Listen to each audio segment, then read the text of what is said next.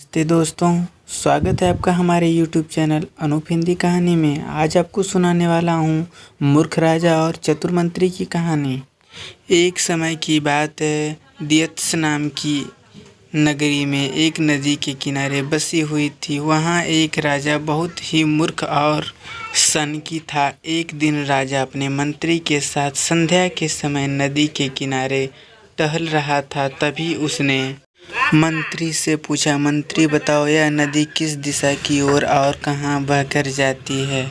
महाराज, यह पूर्व दिशा की ओर बहती है और पूर्व की ओर स्थित देशों में बहकर समुद्र में मिल जाती है। मंत्री ने उत्तर दिया।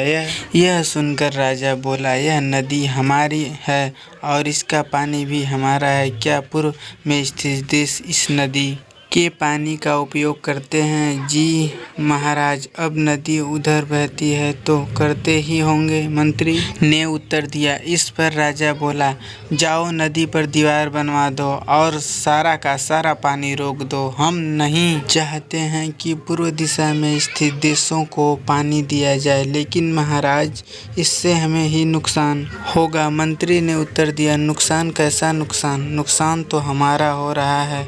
हमारा पानी पूरब के देश में मुफ्त में ले रहे हैं और तुम कहते हो कि नुकसान हमारा ही होगा। मेरी आज्ञा का शीघ्र से ही शीघ्र पालन करो। राजा गुस्से में बोला। मंत्री तुरंत कारीगरों को बुला लाया और नदी पर दीवार बनाने के काम शुरू करवा दिया। कुछ ही दिनों में दीवार बनकर तैयार हो गई। राजा बहुत खुश हुआ, पर उसकी मूर्खता की वजह से कुछ समय बाद नदी का पानी शहर के घरों में घुसने लगा। लोग अपनी परेशानी लेकर मंत्री के पास आए। मंत्री ने उन्हें आश्वासन दिया कि वह सब कुछ ठीक कर देगा। मंत्री ने एक योजना बनाई। महल में एक घंटा बजाने वाला आदमी रहता था। वह हर घंटे पर समय के अनुसार घंटा बजा देता था, जिसने सभी को समय समय पर पता चल जाता था। मंत्री ने उस आदमी को आदेश दिया कि वह आज रात को जितना समय हो उसका 2 गुना घंटा बजाए। आदमी ने ऐसा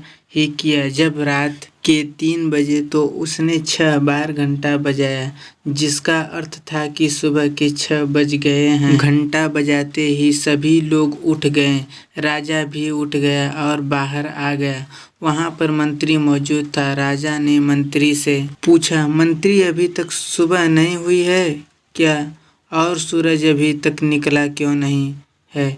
मंत्री ने उत्तर दिया, महाराज सुबह तो हो चुकी है परंतु सूरज नहीं निकला है, क्योंकि सूरज पूरब की ओर से निकलता है। शायद पूरब के देशों से सूरज को रोक दिया है, क्योंकि हमने उनका पानी रोक दिया था, इसलिए अब हमारे बिखेर रहा था। सूरज को उगता देख राजा बहुत खुश हुआ और मंत्री को इनाम दिया और कहा, तुम्हारी वजह से आज हम फिर सूरज को देख पाए हैं। अब हमारे राज्य में कभी अंधेरा नहीं रहेगा। मंत्री के मासूम सा मुंह बनाकर जवाब दिया, महाराज यह तो मेरा फर्ज था।